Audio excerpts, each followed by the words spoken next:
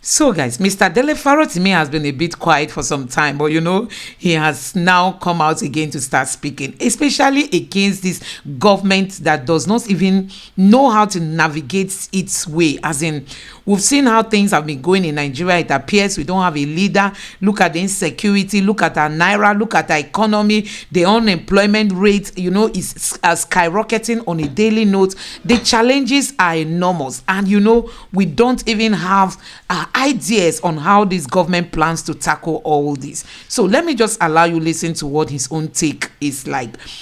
It's by design. If you can see, it's not by everything that you see around you. It's by design. These are design choices. But we pray. We're praying. Our naira will soon become parallel with the dollar. We're still praying. We should even fast. Those are systemic intentions, and those are the choices it made in order to pursue the goal. So when you are finished dealing with weaponized ignorance, you now need to look, what are the other design choices? Weaponized poverty. Weaponized poverty. It is deliberate. Nigerians, wake up. The destruction of the economy is not by accident. The destruction of the economy is not by accident. It is deliberate. Let this sink into your head. It is not by accident that we have not managed to be able to generate electricity in Nigeria in 60-something years. I recently found a National Concord editorial dating back to 1983, speaking to the incompetence of NEPA with power generation. 1983. Guess how many years ago that was? 31 years ago. And we're still talking about off NEPA, up NEPA, off NEPA, up NEPA, up till now. When are we going to come to the point where we begin to just accept, acknowledge that these things are not problems to those who are pretending to solve the problem? They are design options. Bola Ahmed Tinubu came into office in spite of all of his shenanigans, the blaze of lies and myths. And one of the first things he said was, subsidy is gone. So now subsidy is gone, but subsidy is there. The currency has lost at least close to 100% of its value. I'm not an economist, but I do have a pocketbook. I have a wallet. I know how far it has shrunk. I know how many more people are forced to beg.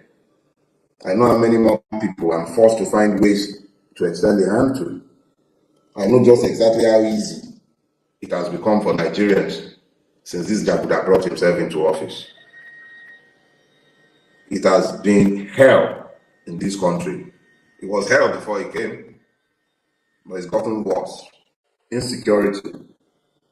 Insecurity also deepens the poverty because it then means that those who have been living on subsistence farming are suddenly driven away from their farms. The emirs who had their tenures confirmed by the Supreme Court, what did they say? They were all busy falling over themselves to thank Mr. President, the Sultan. They didn't need to thank the people because the people's vote did not count. The people's vote did not count. So they did not need to thank the people. And they did not need to thank the judiciary for upholding the law because they all know that the judiciary does not uphold anything. So because we're familiar with the fact of what might happen or what will happen, because think about it, people were waving flags at Lekki toll gate. They were killed, murdered. The state denied it.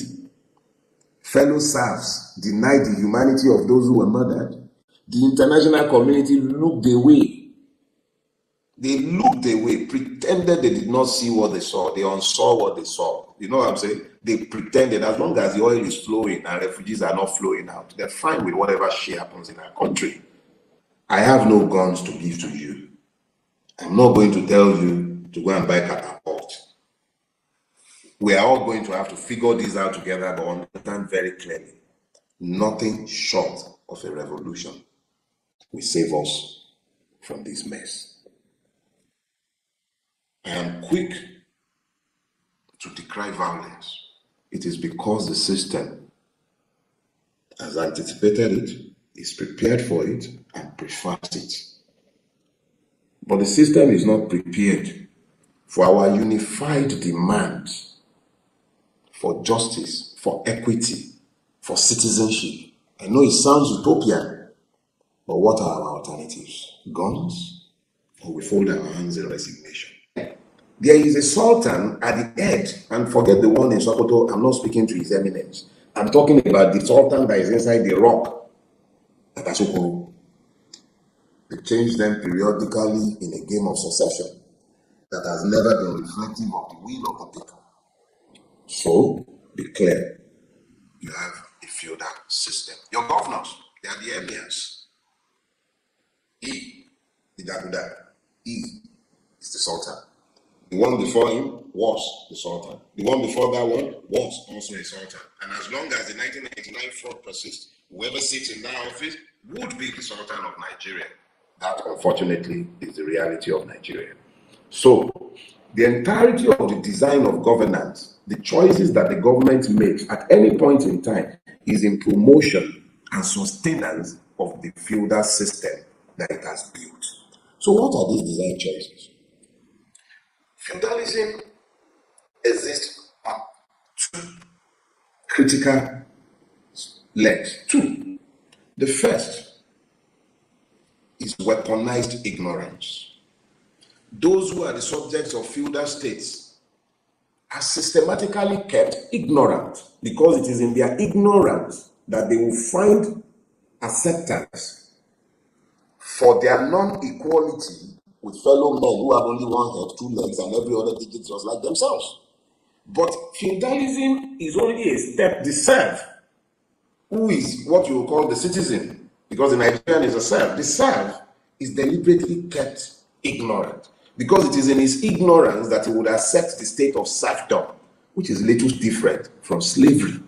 So get it clear. Ignorance is a policy goal of the state once it is a feudal one. Look around you. What has happened? We're in Lagos. This is Lagos, the fifth largest economy, if not the fourth, in the whole of Africa. What about his educational system? Looks revolutionary. What is it about it that even looks contemporary?